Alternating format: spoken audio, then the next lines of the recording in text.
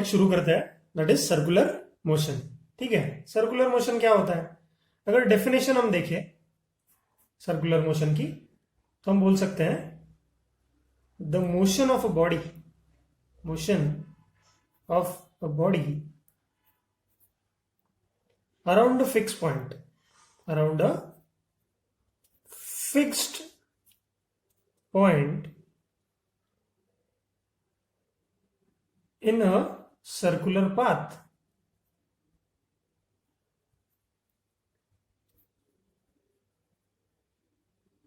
is known as circular motion.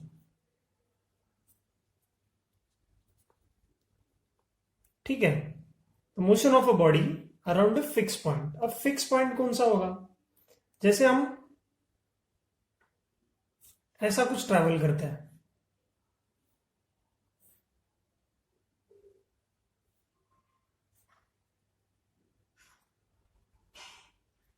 तो क्या हमें, तो ये भी तो फिक्स पॉइंट है ना? लेकिन यहां पर 1 2 3 4 5 6 बार हमने डायरेक्शन चेंज किया। ठीक है, so this is what your hexagon looks like. तो अगर हम ऐसे ही छोटे छोटे टर्निंग लेते रहे तो हमें कुछ ऐसा फिगर मिल जाता है। ठीक है, and this is called as circle.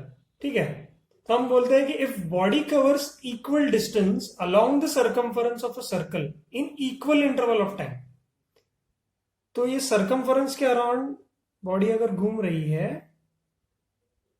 ना, तो motion is said to be uniform.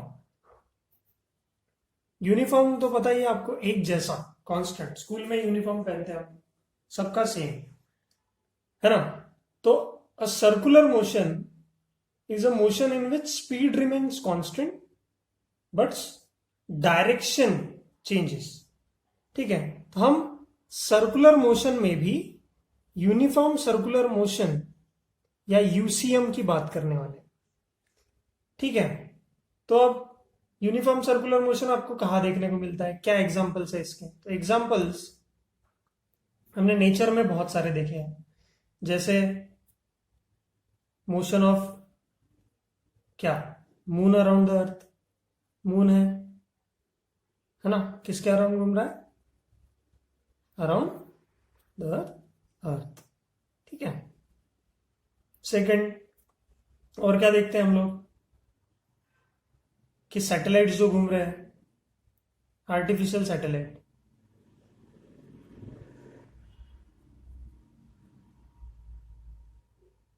Around the planets. तो ये सैटेलाइट्स और जिनकी भी हम बात कर रहे हैं, ये यूनिफॉर्म सर्कुलर मोशन कर रहे हैं, इसीलिए हमें इसको पढ़ना बहुत इंपॉर्टेंट है। तो हम कंपैरेटिव स्टडी कैसे करेंगे? तो हम बेसिकली, क्योंकि लीनियर चीजें हमें समझ में आती है, मतलब अब तक हमने देखा कि सारी चीजें लीनियरली कैसे मूव करती है। लीनियर मतलब एक लाइन में, जैसे स्ट्रेट लाइन पाथ बोला था हमने कि डिस्प्लेसमेंट मतलब straight line path between the two bodies, या ऐसे गए ऐसे आए वापस। अब हम क्या करने वाले? सर्कुलर मोशन से कंपेयर करने वाले। लेकिन कौन से टॉपिक को कंपेयर करने वाले? कोई भी नहीं। यहां पर हम लोग यूनिफॉर्म लीनियर मोशन आज तक पढ़ते आ रहे थे, यूनिफॉर्म नॉन यूनिफॉर्म दोनों पढ़ा था हमने। तो यूनिफॉर्म लीनियर मोशन और यूनिफॉर्म सर्कुलर मोशन को हम आज कंपेयर करने वाले, जिससे हमारी अंडरस्टैंडिंग बेटर हो जाएगी। तो यहां पे क्या होता है? यहां पे अगर मैं बोलूं तो यहां पे डायरेक्शन कभी चेंज नहीं होती। Direction does not change. यहां पे क्या होता है? हर एक समय पे, यहां पर जैसे 1 2 3 4 5 6 बार डायरेक्शन चेंज, यहां पे हर पॉइंट पे डायरेक्शन चेंज हो रही है। यहां से पार्टिकल यहां गया तो भी डायरेक्शन चेंज, हर पॉइंट पे डायरेक्शन चेंज हो रही है। मतलब वो इतना ज्यादा मुड़ रहा है कि ये जो फिगर बन गया, ये क्या बन गया? सर्कल। ठीक, पर स्पीड क्या है? क्या, कौन सी चीज यूनिफॉर्म है? स्पीड। स्पीड कांस्टेंट है, पर डायरेक्शन चेंज हो रही है। डायरेक्शन चेंज हो रही है। अरे ये तो अजीब सा केस है। क्योंकि यहां पर जब यूनिफॉर्म लीनियर मोशन की हम बात कर रहे थे तब डायरेक्शन चेंज नहीं हो रही है ना, और स्पीड भी अगर हम सेम ले तो स्पीड कांस्टेंट थी,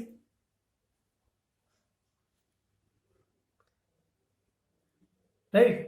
पर अगर स्पीड कांस्टेंट है तो एक्सेलरेशन जीरो आ जाएगा। एक्सेलरेशन जीरो अगर आ गया इसका मतलब ये नॉन एक्सिलरेटेड मोशन है।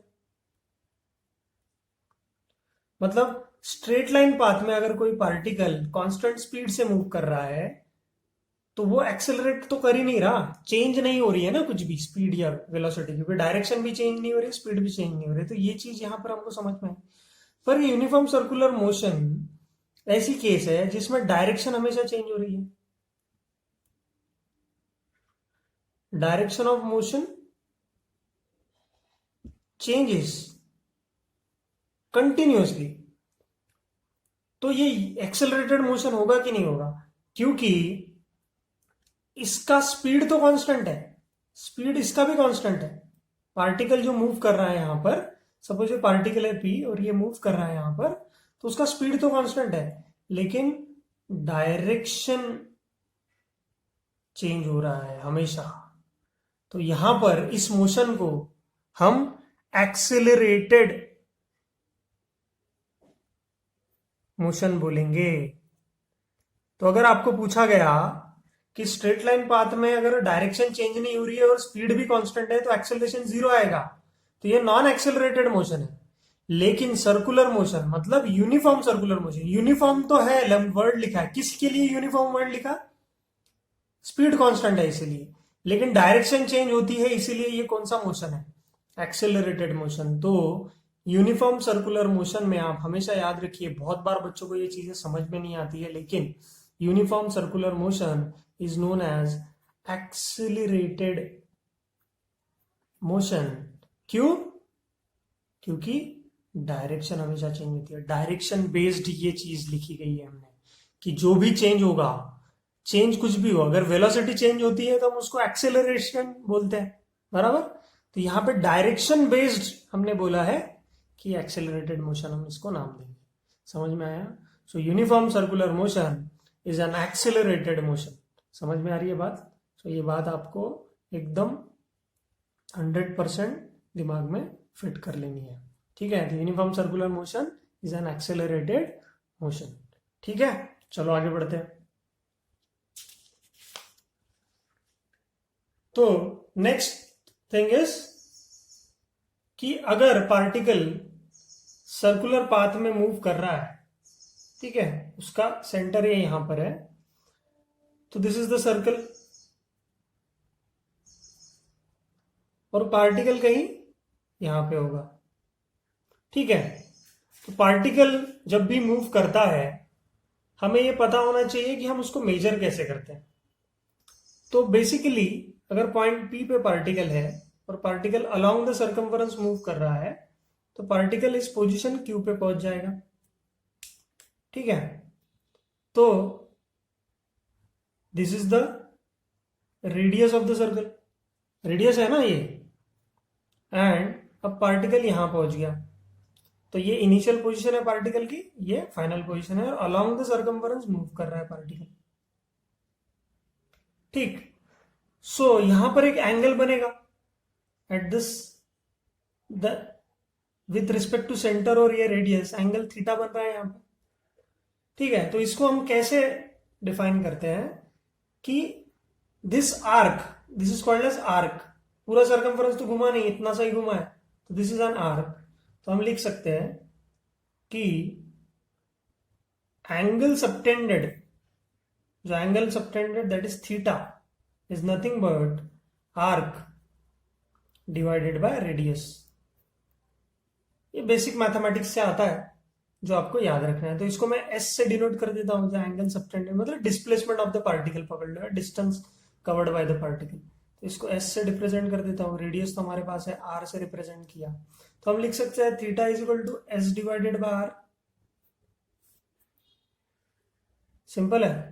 तो यहां पे हमेशा आपको लीनियर और सर्कुलर मोशन में कंपैरिजन करने का मौका मिलेगा। ठीक है, तो अब हमें पता है कि displacement S is equal to R into theta, ऐसा लिख सकता हूं मैं इसको। ठीक है, सो अगर ये, तो ये क्या है, लीनियर है, ये जो है इसको ऑलमोस्ट, मतलब ये ऑलमोस्ट स्ट्रेट लाइन मान रहा हूं मैं इसको, क्योंकि छोटा सा एंगल बन रहा है यहां पे। ठीक, तो हम रिलेशन, जो भी नए नए टर्म्स आने वाले हैं अभी, वो आएंगे एंगुलर के फॉर्म में। जैसे हम बोल रहे हैं कि सर्कल हमेशा घूम रहा है, तो हमेशा डायरेक्शन चेंज कर रहा है, तो यहाँ पे हमेशा एंगल बनेगा। तो यहां से यहां तक पहुंच गया सपोज पॉइंट, तो कितना डिग्री एंगल सबटेंड कर गया, 90 डिग्री। अगर यहां से मैं लाइन बनाऊं, यहाँ पे कितना एंगल बन रहा है, 90 डिग्री बन रहा है। यहाँ पे अगर पार्टिकल पहुंच गया तो 180 डिग्री बोल रहा है, यहाँ पे पहुंच गया तो 270 डिग्री बन रहा है, यहाँ पे पहुंच गया तो एकदम पूरा 360 डिग्री। तो हमें पता है कि 360 डिग्री एंगल होता है पूरे सर्कल का, है ना। तो ये सारी की सारी चीजें डिग्रीज में है ना। तो डिग्री से हम रेडियन में भी इसको कन्वर्ट कर सकते हैं। जैसे अब अगर मैं बोलूं कि पूरा एक सरकमफरेंस, मतलब पूरा एक राउंड, एक रिवॉल्यूशन कंप्लीट हो चुका है किसी भी पार्टिकल, इस पार्टिकल पी का, ऐसा घूम के पूरा यहां पर पहुंच गया, तो वो 360 डिग्री कंप्लीट कर लिया उसने। ठीक है, तो अगर मैं इस फॉर्मूला में वो वैल्यू डालूं कि कितना पार्टिकल घुमा है, कितना डिस्टेंस कवर्ड किया है, तो यहाँ पे हम क्या लिख सकते हैं। जैसे मैं इसी को थोड़ा सा मार्जिन बना लेता हूँ, ध्यान दीजिए यहाँ पे। तो theta is equal to S by R. तो थीटा, एस क्या है, पूरा सरकमफरेंस, तो 2 पाई आर हो जाएगा डिवाइडेड बाय आर। तो थीटा कितना घुमा हमने, 360 डिग्री घुमा, आर आर कैंसिल हो जाएगा तो 2 पाई आ जाएगा यहाँ पे। ठीक है, तो हम डायरेक्टली लिख सकते हैं, थीटा अगर 360 डिग्री है तो हम उसको 2 पाई बोल सकते हैं। ठीक है, तो हम पाई को कितना बोलेंगे फिर, ये 2 इधर आ जाएगा, डिवाइड कर लेगा तो 180 डिग्री। तो इसीलिए फिर हम पाई बाय 2 अगर लिखना है हमको तो कितना हो जाएगा, डिवाइड कर लो यहां से, है ना। तो इसीलिए आप हमेशा देखो कि जब भी हम कन्वर्ट करते हैं डिग्री को रेडियन में, तब हम ऐसे लिखते हैं पाई बाय 2, पाई 2 पाई, ऐसा लिखते हैं। तो इसका मतलब एक्चुअल में ये होता है। ठीक, तो किसी को अगर क्यूरियोसिटी है कि 1 रेडियन मतलब क्या, तो ये आंसर जो है वो रेडियन में है। कैसे है, रेडियन में। ठीक है, तो अगर आप ऐसा बोल रहे हैं कि 2 pi is equal to 360 degree, अब रेडियन का सिंबल ऐसे भी आता है, हम लोग लिखते नहीं है, ये 2 pi radian, pi radian, 2 pi radian, pi by 2 radian, ऐसा लिखते हैं। तो अगर 2 pi radian is equal to 360 degree, तो 1 रेडियन मतलब कितना, 360 डिग्री डिवाइडेड बाय 2 पाई। तो यहाँ पे पाई की कौन सी वैल्यू डालोगे, पाई की वैल्यू डालोगे 3.14 या फिर 22/7, ये आपको पता होगा, आपने पढ़ा होगा मैथमेटिक्स में। तो अगर आप इसको सॉल्व करें, यहाँ पे 3.14 डालें या फिर 22.7 डालें, तो 1 रेडियन की वैल्यू आती है आपकी 57.3 डिग्रीज। तो 1 radian is nothing but 57.3 degrees. ये भी आप करके देख सकते हो। ठीक है, तो आप हमेशा इन सब चीजों को अपने टिप्स पे रखिए, अपने ध्यान में रखिए कि हमें जब भी सर्कुलर मोशन करना है, हमें एक तो एंगल निकालना है या फिर उस एंगल को रेडियन में कन्वर्ट करना है। तो या तो डिग्री में दिया होगा, उसको रेडियन में कन्वर्ट करना है। क्यों हम रेडियन में कन्वर्ट कर रहे हैं हर चीज, क्योंकि ये हमारा रेडियन हमारा एसआई यूनिट है, हमने देखा था, है ना, प्लेन एंगल का। तो आपने, अगर आपको याद होगा तो मैं यहाँ पे मार्जिन में लिखता हूं कि we have studied 2 types of supplementary units. Notes में भी दिया था मैंने, है ना, कि एक तो होता है प्लेन एंगल, ये जो 2 डायमेंशन में यहाँ पे हम लोग जो बना रहे हैं, that is plane angle, this is given in theta, उसका यूनिट है रेडियन, जिसको हम स्मॉल फॉर्म में रैड लिखते हैं। ठीक है, तो सप्लीमेंट्री एंगल है ये, तो हम इसको डिग्री में जो भी चीज दी हुई है उसको रेडियन में कन्वर्ट करेंगे। ठीक है, सिंपल है, समझ में आ रही है बात, तो आप इसको कंटिन्यू कर सकते हैं। अब हम क्या करेंगे, रिलेशनशिप बिटवीन